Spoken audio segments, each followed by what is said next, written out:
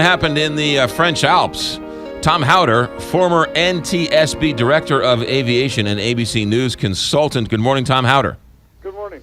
All right, so we've heard that they have recovered the black box, and then we've heard that the wreckage is sort of strewn over a large area. What does that tell us?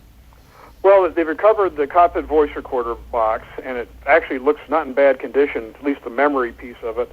Hopefully that's been read out last night in Paris, and we'll have some information today. Looking at the accident site itself, the airplane's essentially pulverized. This is a very high-speed impact. The question is why.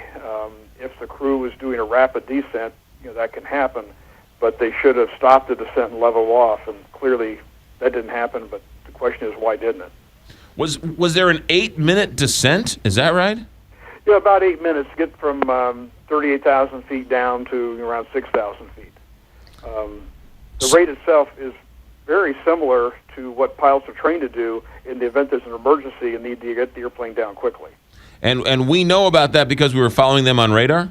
Yes, that's from the radar plots. And that data matches an emergency descent profile.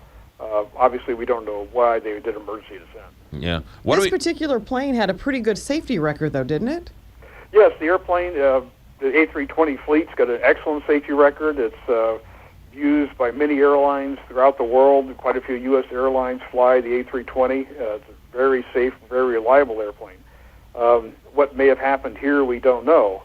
Whether there was a fire on the airplane, which can happen, or whether they experienced some type of rapid depressurization and needed to get the airplane lower. And how do we know that it wasn't some type of terrorism?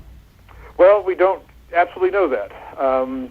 Clearly, if it had been, you would think there'd be a different type of descent profile, but you don't know. And so that's something you have to look at. This early in any investigation, everything is a possibility until you develop more facts. Yeah. What about, does a pilot have an ability to send out a distress symbol, or what about radio contact? Was there any radio contact? There was no radio contact, and certainly, for instance, if there's a terrorist event, they can use their transponder to notify people that they have a hijacker on board, if you will. But what pilots are trained to do is you first fly the airplane and handle the emergency.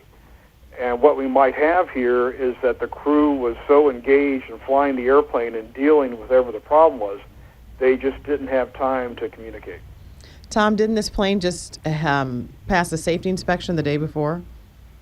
Well, that's certainly interesting to see what it was. I haven't heard the level of inspection. There's many inspections that happen.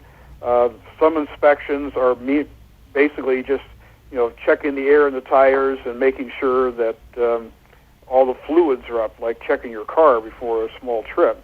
So we don't know which one they did, and they come in stages. So we need more information on what was done then. And right now we don't have that. By reviewing the debris, will you be able to determine what happened, or will you need all of it together? What are you looking for in terms of evidence to find out what happened? This airplane is so fragmented, it's going to be very difficult to gain much out of that debris. Certainly you have to go through it and look for everything, but that's going to be hard. I think what the key factor is going to be is finding the flight data recorder. Once it's located, and it records over 500 parameters of data, airspeed, altitude, pilot control movements, everything. And so once we have that, there'll be a lot more information. The problem we're going to have is this airplane impacted so hard that it may have shattered that recorder, and so the memory piece of it, which is fairly small, about the size of a soup can, if you will, it could have been separated, and now it's mixed in with all this other wreckage, and just sorting through it can take a lot of time. I think it would be difficult also because it is in such a remote area, too. Yeah, that makes it more complex, that they'll have to put in staging areas and everything else.